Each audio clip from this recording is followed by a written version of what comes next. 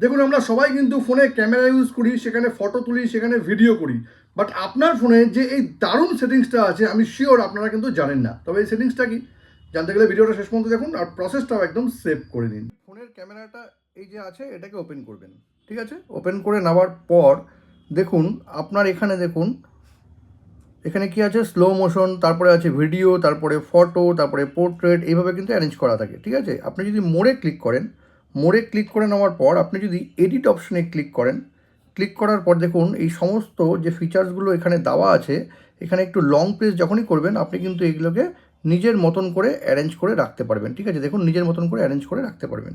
Not only that, এই যে ফিচার্সগুলো আছে, এই যে দেখুন slow motion, video, photo, portrait, এগুলোকেও যদি আপনি একটু লং প্রেস করেন, আপনার যদি মনে হয় যে পোর্ট্রেটটাকে সবার আগে থাকা উচিত, তবে এখানে লং প্রেস করবেন।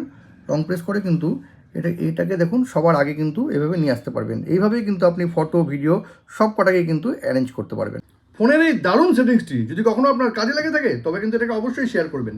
আর এরকম নতুন নতুন ইনফরমেটিভ ভিডিও পেতে প্লিজ সাবস্ক্রাইব আমার চ্যানেল সাবজেক্ট সম্রাটকে। Thank you.